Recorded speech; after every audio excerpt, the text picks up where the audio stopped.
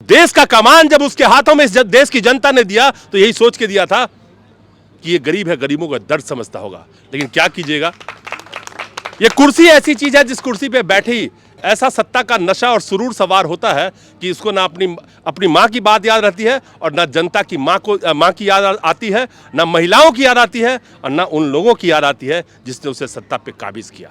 दोस्तों नमस्कार। ये जो लोग बैठे हुए हैं सब प्राइवेट सेक्टर के एम्प्लॉयर हैं, कोई पीएसयू के एम्प्लॉयर हैं, किसी ने 20 साल, किसी ने 30 साल काम करी है और ईपीएस 95 यानी कि एम्प्लॉय पेंशन स्कीम 95 के तहत इनसे ताउम्र जो पैसे वसूले गए अपने जॉब के दरमियान, लेकिन आज के वक्त में किसी को 1000 रुपये औसत पेंशन बता रहे हैं कि इस देश में जो प्राइवेट एम्प्लॉय हैं इनको ईपीएस के तहत मिल रहा है 1175 रुपये के करीब।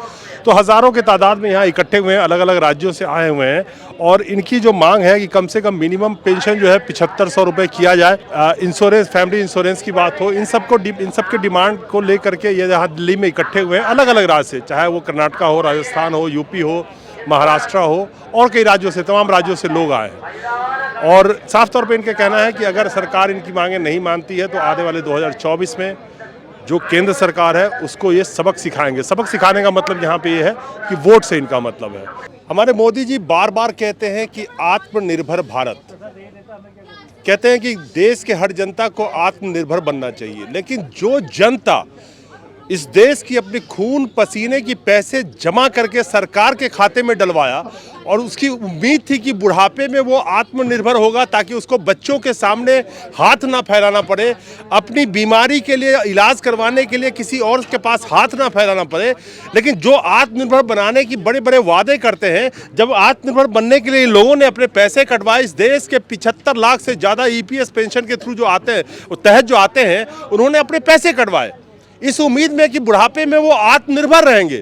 लेकिन क्या दुर्भाग्य है इसी भारत का कि जीवन भर पैसे कटाने के बाद, यानी कि जब तक उन्होंने नौकरी करी 58 साल की उम्र तक पैसे कटवाने के बाद, जब उनका आत्मनिर्भर बनने का टाइम आया तो सरकार उनके पैसे पे आत्मनिर्भर बन गई, लेकिन वो दूसरे पे निर्भर होने को मजबूर होना पड़ा। तो क्या जनता जब खुद ही आत्मनिर्भर बनना चाहती है, उनको बनने कहाँ दिया जाता है? उसी जनता के पैसों का लूट इस देश में बनाया गया। किस तरह से उसको एक मार्केट लिंक प्लान के अंदर में सारे पेंशन को डाल दिया गया, जहाँ पे जनता को किसी को 2000, किसी को 1000, किसी को 4000 पेंशन मिल रहा है।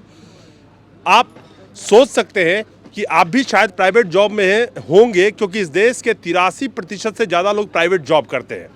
उस 83% का 94% लोग अनऑर्गेनाइज सेक्टर में जॉब करते हैं, जहां पे कोई सोशल सिक्योरिटी नहीं होता, यानी कि वो दिहाड़ी पे काम कर रहे होते हैं। जिस दिन काम करेंगे दिहाड़ी मिलेगा, कोई महीने की छुट्टी नहीं होती, कोई तनख्वाह फिक्स नहीं होता। और किस तरह से अनऑर्गेनाइज सेक्टर के लोगों के साथ लूट मचाई जाती है, तो लोग ये कोशिश करते हैं। इस देश में महज 3.5 से 4% लोग सरकारी नौकरी करते हैं, लेकिन बाकी जो वर्क फोर्स के लोग हैं, जो लेबर हैं, जो मजदूर हैं, जो काम करने वाले हैं, वो प्राइवेट सेक्टर में ही तो जॉब करते हैं। और उनको कहा गया कि आपको ईपीएफ मिलेगा, ईएसआई मिलेगा, आपके पेंशन फंड में पैसा जमा कीजिए, बुढ़ापे में आप आत्मनिर्भर रहेंगे। क्या यही आत्मनिर्भर बनने के लिए इन्होंने सपना देखा था? तो जब आत्मनिर्भर की बनने की इनका वक्त आया तो आज ये रोड पे खड़ा होकर के और सरकार से अपने पैसों की गुहार लगा रहे हैं। क्या यही न्यू इंडिया में बनाने की सपना जिन्होंने कहा न्यू इंडिया उन्होंने देखा था, और जो देखने का सपना संजोए बैठे थे, क्या यही न्यू इंडिया देख रहे हैं कि 60 साल, 65 साल, 70 साल की उम्र में सरकार के सामने हाथ फैला के भीख मांग रहे हैं कि मेरा पैसा आप मुझे कम से कम दे दीजिए? और वो पैसा मांग रहे हैं जिन्होंने जिंदगी भर अपनी जवानी बेच के उस पैसे को जमा किया, अपने बच्चों को भी एक रोटी कम खिलाया कि इस महीने का हम अगर पेंशन फंड में पैसा जमा करते हैं तो बुढ़ापे में सुकून मिलेगा। कि जिस मोदी सरकार ने ये नारा लगाया था और जिस मोदी जी ने ये कहा था कि मेरी माँ बर्तन मांजती है, मैं गरीब का बच्चा हूँ, क्या एक गरीब का बच्चा एक मजबूर का दर्द नहीं समझेगा?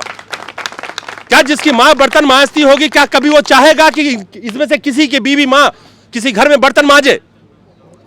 शायद नहीं सोचेगा। अगर वो वाकई उसकी मां गरीब होगी और उसने अगर गरीबी देखी होगी उस बच्चे ने, और देश का कमान जब उसके हाथों में इस देश की जनता ने दिया तो यही सोच के दिया था कि ये गरीब है, गरीबों का दर्द समझता होगा। लेकिन क्या कीजिएगा, ये कुर्सी ऐसी चीज है जिस कुर्सी पे बैठे ही ऐसा सत्ता का नशा और सुरूर सवार होता है कि इसको ना अपनी माँ की बात याद रहती है और ना जनता की माँ की याद आती है, ना महिलाओं की याद आती है और ना उन लोगों की याद आती है जिसने उसे सत्ता पे काबिज किया।